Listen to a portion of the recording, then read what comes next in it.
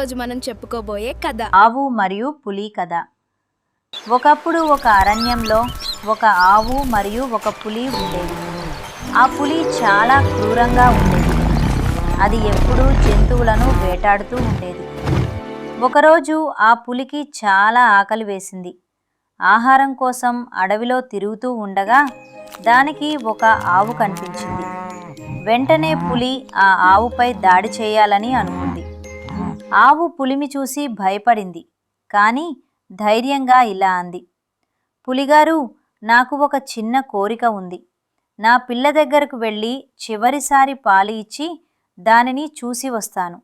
తర్వాత నేను మీ దగ్గరకు తిరిగి వస్తాను. పులి మొదట నమ్మలేదు. కానీ ఆవు మాటల్లో నిజాయితీ కనిపించింది. అందుకే పులి ఆమెను వెళ్ళనిచ్చింది. ఆవు తన పిల్ల దగ్గరకు వెళ్ళి పాలు ఇచ్చి తన పరిస్థితి గురించి చెప్పింది. పిల్ల చాలా బాధపడింది. అయినా ఆవు మాట నిలబెట్టుకోవాలని నిర్ణయించింది. తర్వాత ఆవు తిరిగి పులి దగ్గరకు వచ్చింది. పులి ఆశ్చర్యపోయింది. నువ్వు నిజంగానే తిరిగి వచ్చావా? పారిపోవచ్చు కదా అని అడిగింది. ఆవు అంది, నేను మాట ఇచ్చాను. మాట నిలబెట్టుకోవడం నా ధర్మం. ఆవు నిజాయితీ చూసి పులి హృదయం మారింది. ఇంత నిజాయితీ ఉన్న నేను ఎలా చంపగలను అని చెప్పి ఆవును వదిలేసింది.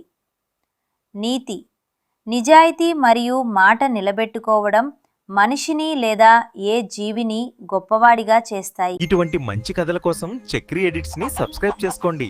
మీ ఫ్రెండ్స్ అండ్ రిలేటివ్స్ కి షేర్ చేయండి. స్టోరీ కనుక నచ్చితే లైక్ చేయండి.